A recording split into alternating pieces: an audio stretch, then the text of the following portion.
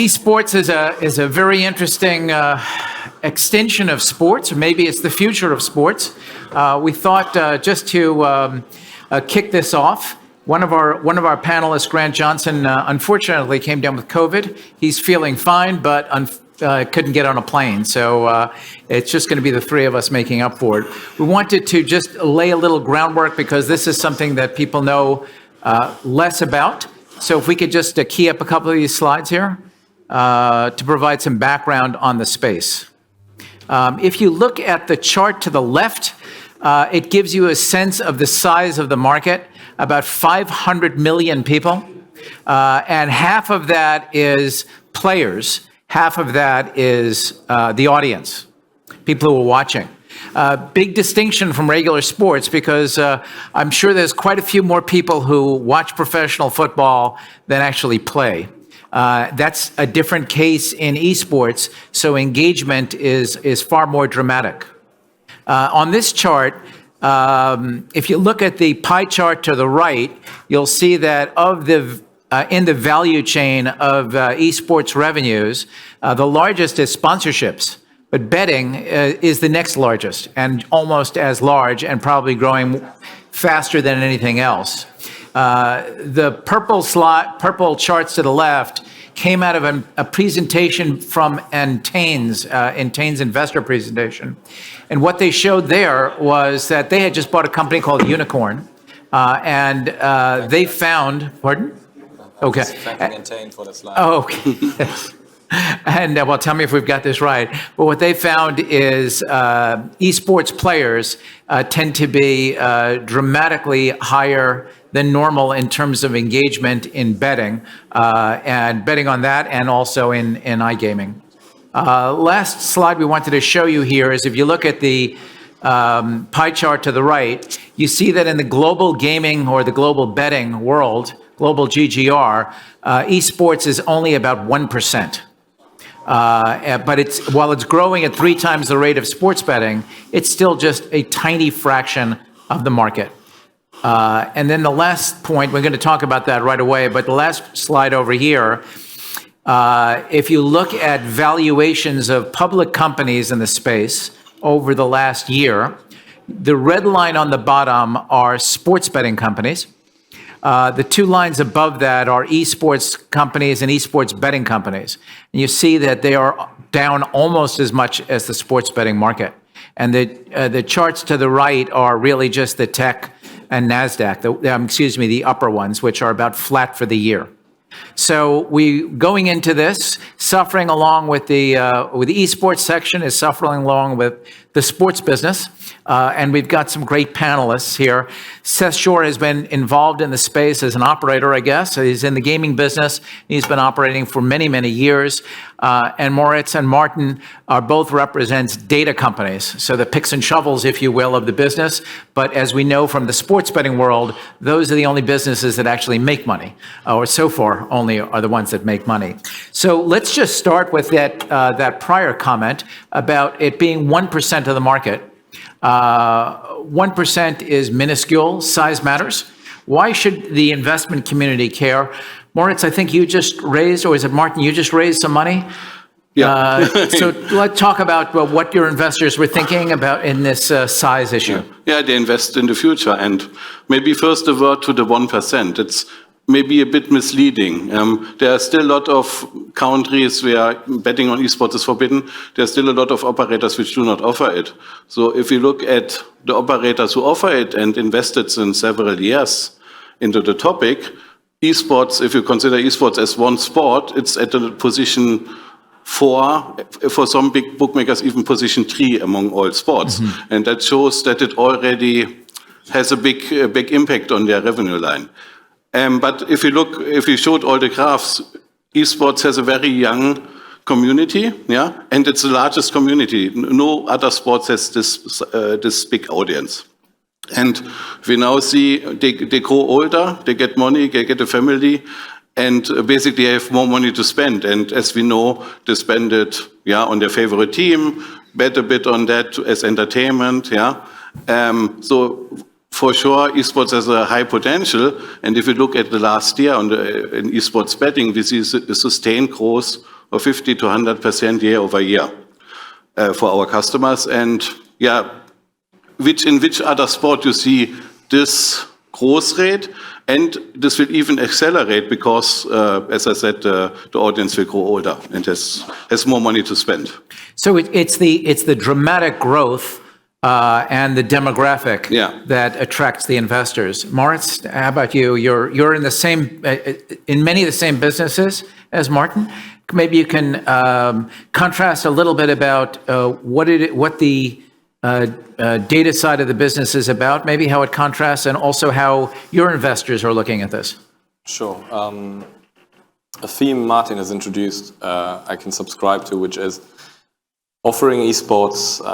I don't know the data behind the graph you showed of the 1%, but if I would limit the sample size to the books that actually offer it and endorse it to a minimal extent, we'd probably see a way higher percentage.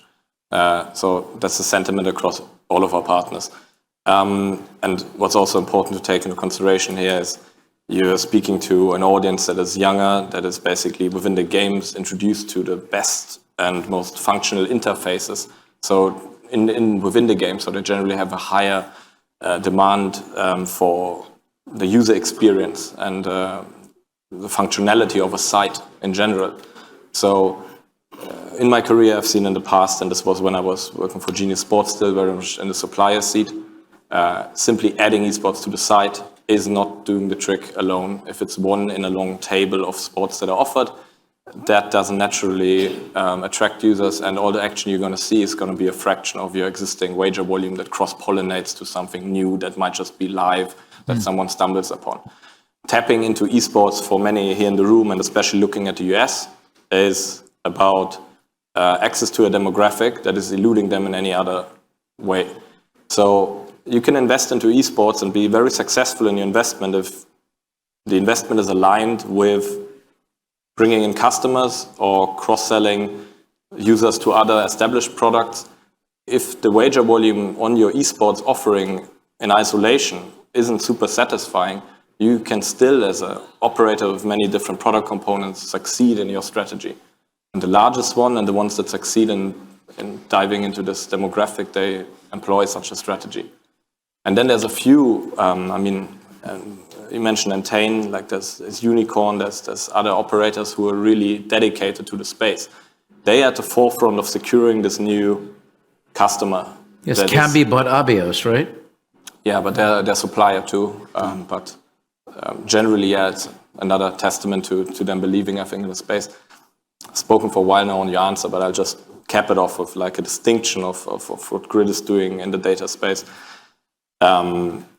I think about gaming as a wagering activity, not just the esports segment. And this expands to player versus peer-to-peer, player versus house, 24/7 games of virtual esports next to esports betting. So ultimately, games as a source of content for wagering is the big play. Esports spectators betting, which you captured on your graph, is just one fraction of that. And we are quite dedicated in our relationships with our rights holders, especially game developers, where we're deeply integrated. Grid is the infrastructure layer. And what we do on the data distribution side, the picks and shovels piece, is there's a lot of different picks in our portfolio at this point. It's a lot more about bringing people into the market. And that is a strategic consultancy piece in combination with the official data asset at the core of everything, and then a multifaceted portfolio of products. We have many years of betting expertise under our hood and great technology to facilitate this. So thinking about the US, that's where in New York, the market entry solution piece is really what it's about, to align a strategy for esports with the core objective of a bookmaker, expanding into this post-PASPA world. So I'm focusing here on this. When I talk to institutional investors about the space, they're often, there's just not enough action that they can see, and there's not enough disclosure of these volumes. So the 1% that we see is very different from probably the reality of it. Seth, you are a casino operator, and you're a pioneer and a visionary. You're doing now a Latino-based casino experience that you're pursuing, you're the first one I know that was way ahead of the game on bringing esports competitions into a casino environment. So tell us a little bit about what you found when you did that, and where it's going from there. Clearly, I like really large niche audiences that no one else seems to care about. Whether that's the 64 million Americans that identify as Hispanic that no one seems to care about, or the hundreds of millions of gamers worldwide. That's the consistent theme. First of all, the 1%, the numbers today don't matter. They don't matter. I don't think they're relevant. I don't think they matter at all. I think it's focusing on those numbers that continues to impede people just going all in. And it's a self-fulfilling prophecy if we keep talking about this opportunity as a small one. It will continue to be. I can only speak somewhat intelligently about the North American market. So please, anybody who, anything I'm about to say has nothing to do with the European market. I think it's incredibly clear why esports handle isn't larger. I think here in the United States, it's ultimately going to come down to the sportsbook operators that are going to market and create the market and allow their potential punchers to know that these betting opportunities exist. We're nowhere close to that. I mean, sports betting has only been outside of Nevada for 4 years next month. Every single sportsbook operator that represented here today have been solely focused on getting into new jurisdictions, customer acquisition, doing deals with Jeff Fernandez, who was on the stage here, sure things like the Jets. I mean, why wouldn't you? That's what I would do. You focus on the immediate. And I think, esports has suffered because it's not been a priority. And it's going to take an operator who is willing to really create a holistic strategy. Not one of them have. As far as I know, everybody's dipped their toe in the water. And a lot of things have had to happen up until this point. So yeah, I've been involved with esports for 7 years. 7 years ago, we had no idea what the regulatory framework was in Nevada, let alone we didn't even think there'd be sports betting. It was years until 2018 when betting took place in New Jersey, and who knew what the legislators would allow, regulators. The good news is we've overcome that for the most part. There are enough states, Colorado, Michigan, New Jersey, Nevada, a few others that allow it. So I don't think that's the deterrent. The second big elephant in the room were the publishers.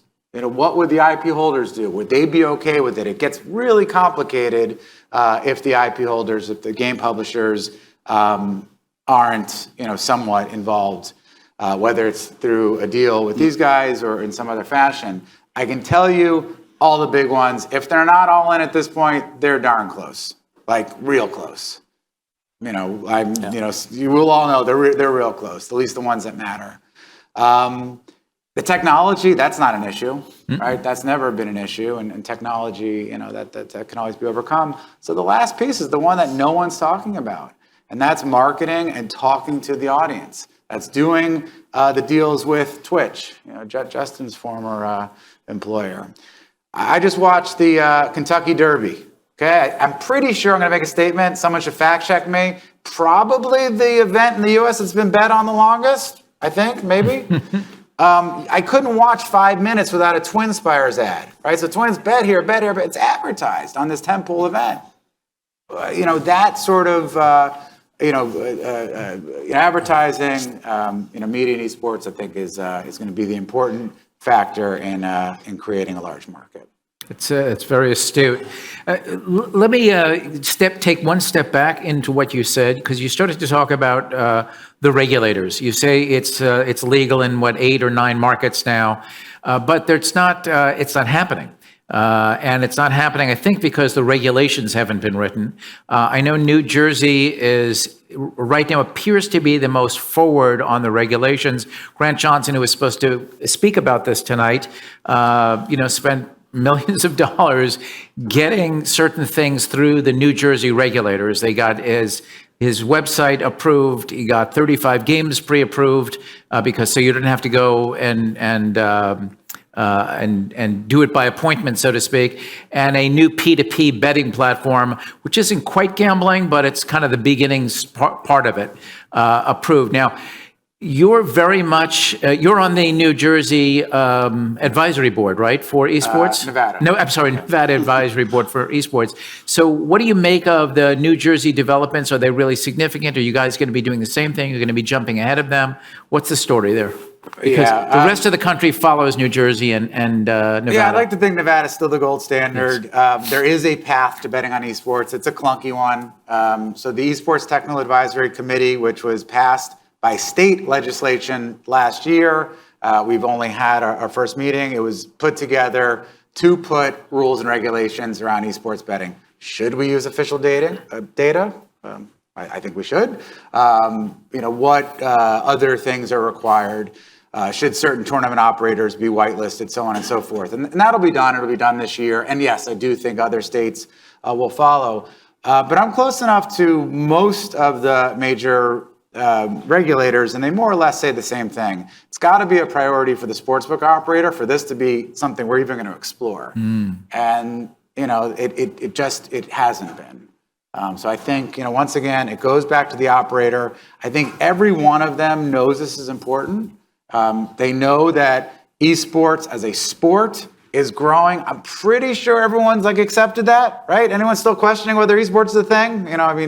7 years ago, we still had to have that conversation. I think we're past that. So the operators know it's important. They know it's important for the future, but they got bigger things to deal with today. Well, this is a very important observation. So what you're saying is it's not about the regulators enabling it.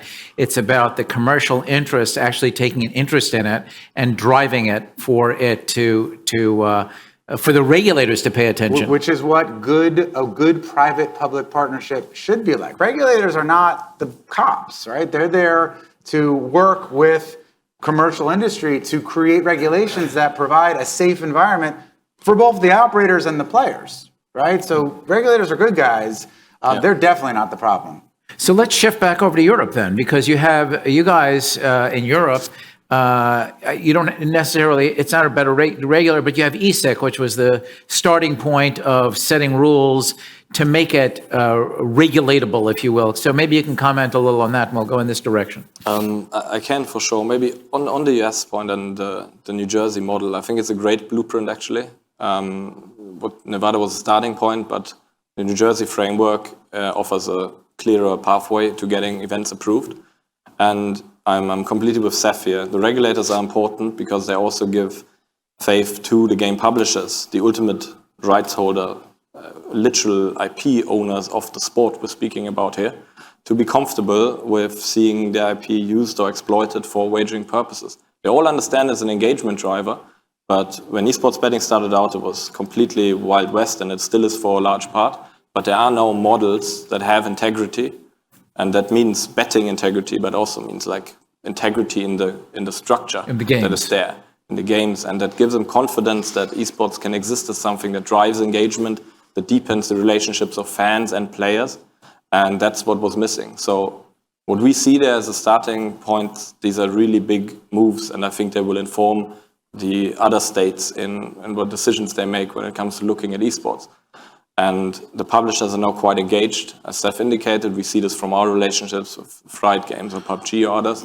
There's a clear way to the market now, and they have confidence that a model that introduces official data as mandatory, ideally, is something that can serve as a foundation. Because they understand, and this is very much like the big five pre-PASPA repeal, that there's third parties making billions with their IP.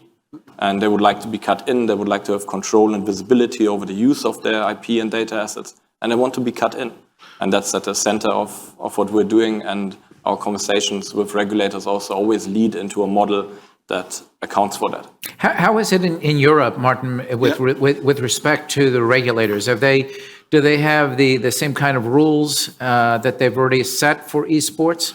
And allow it? It's very fragmented still. In Germany there was the new Glücksspiel-Richtlinie, which was coming in, also was active from mid of last year.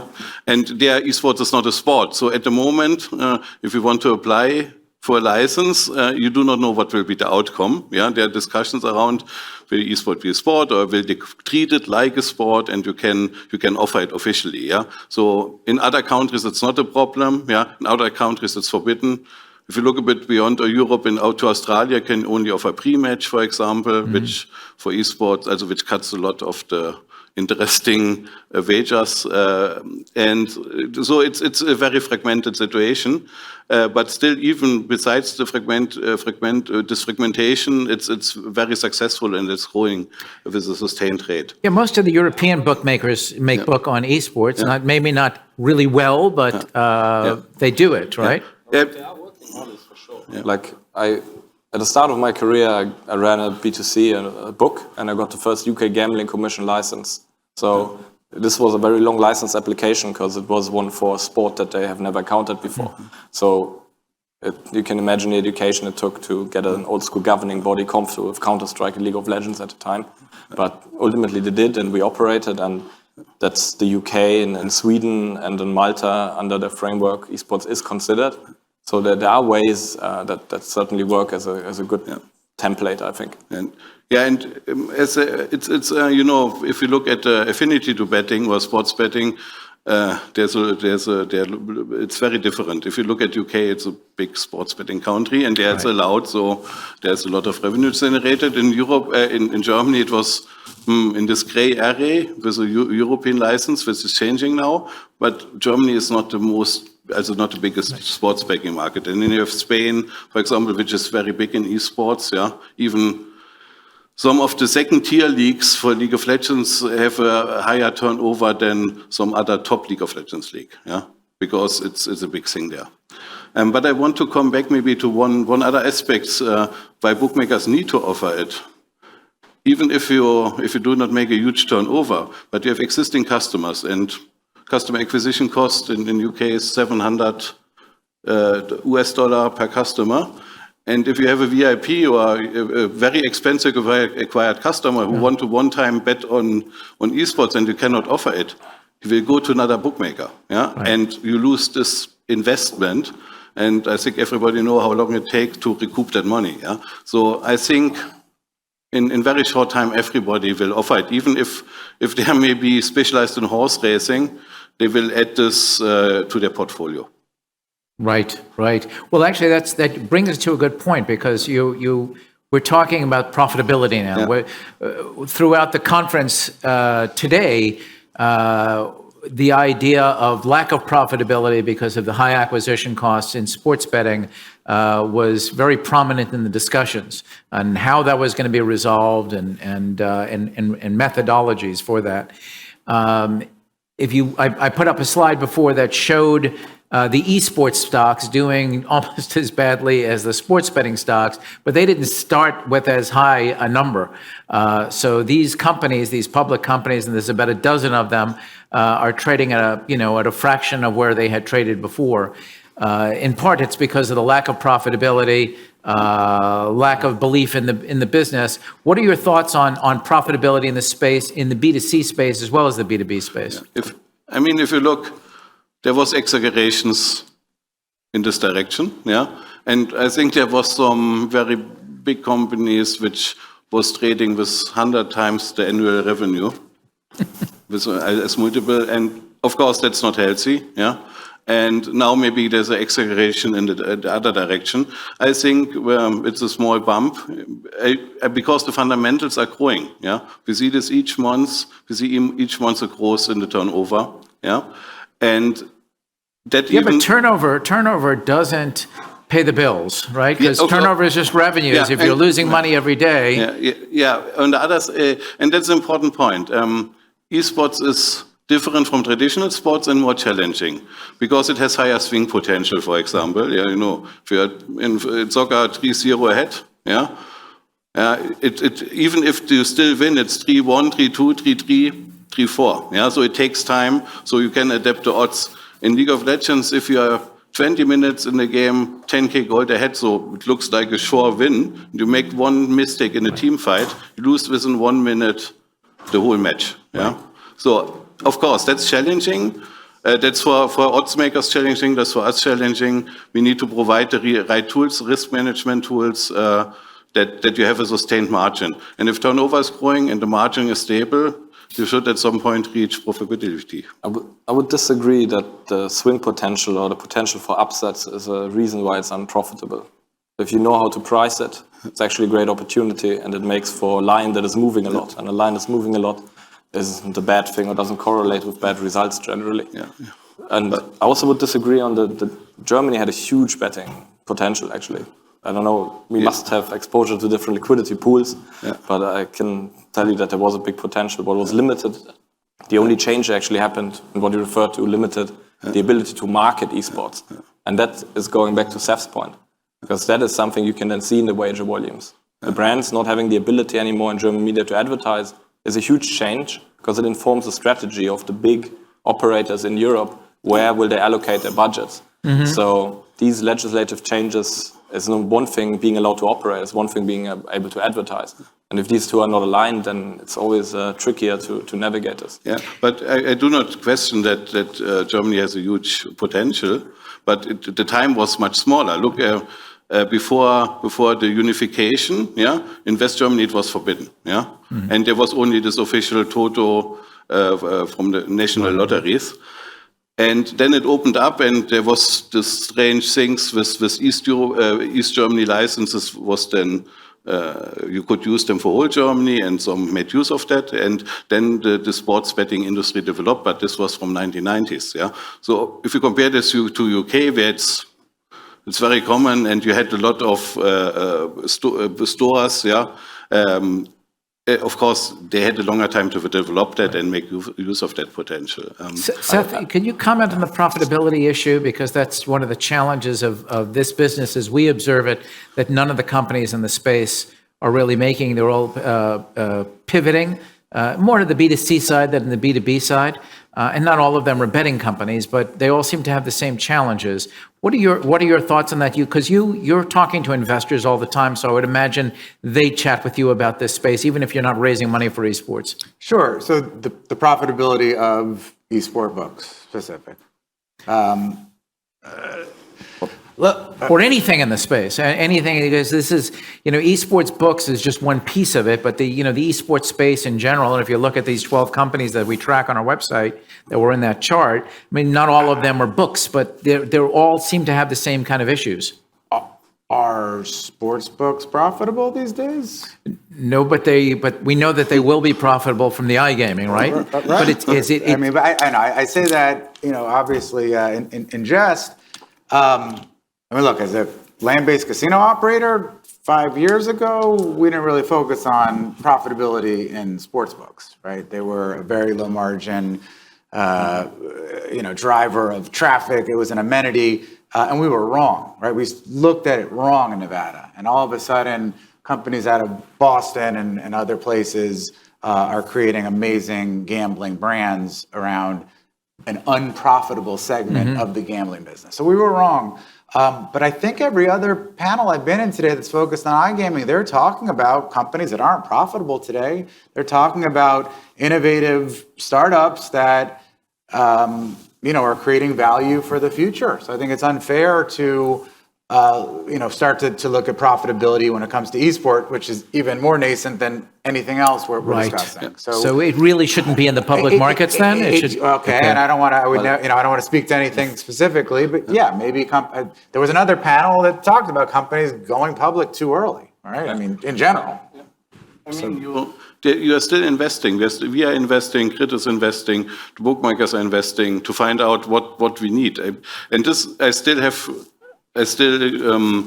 esports is different, for example, one big different point is it has patches, and very often, unfortunately. In soccer, one was the last rule change, 20 years before.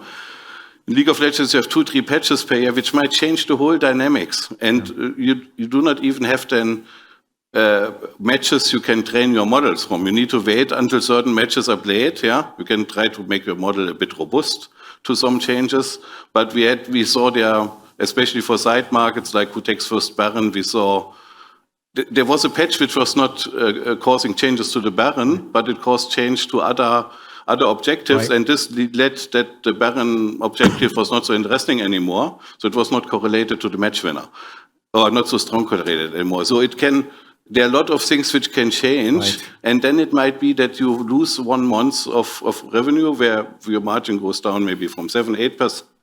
So you need to be, the bottom line is you need to be patient. Yeah. But let me ask you, there was big news in the space. I just want to get your reaction because we are out of time, as we can see. The big, huge news in the space is that the Saudi sovereign fund spent $1.5 billion to buy ESL and Face It, and they've got a plan to roll out esports competition centers throughout Saudi Arabia and the Middle East. To me, this is big because it's a huge amount of money with a very long patient money and the long vision. How do you feel about that? And $1.5 billion is what you spend on a team in most leagues. They bought a league. They're creating. no, they bought an independent competition organization. Right, but they can create a league around that. But my point is, I think it's a good investment. I think they can create something very valuable with that asset. But do you It's guys a think it's great- going to accelerate the business? Yeah, it's a good milestone for the industry to have an exit story visible and at this level. Because you mentioned earlier the dwindling stocks that you pointed at and linking them to the wagering activity. If you look at the revenues, like, I don't know, Luckbox numbers had like a 5-figure revenue volume or wager volume. And then you had, Grant isn't here, unfortunately, comment on his stock. Right. But you have like Rivalry is a business that is doing well on the side, and where the revenues that they report for the listed entity are actually coming from the sportsbook. And many of the stocks that you have that would fall under your esports betting stock, predominant shares coming from completely different sources. So I don't think they're very indicative of the growth tied to the main wagering activity.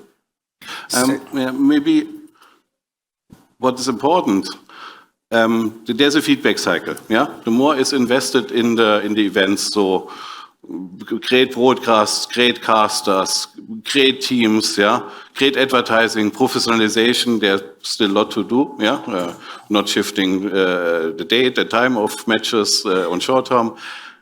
So this money helps to professionalize that. Yes. Professionalization means more audience. More audience means more people who bet. Finally. That's right. Yeah, more people who bet means more money funding back, and so this whole circle is spinning up. So I guess the bottom line of all of this is don't pay attention to the stock market, especially for really nascent companies like this. There's so much happening in this space, and maybe the big money and the smart money is on a huge future for esports. Indeed. Yeah, Thank sure. you very much for joining us. Thank you. Great Thanks. panel. Moritz?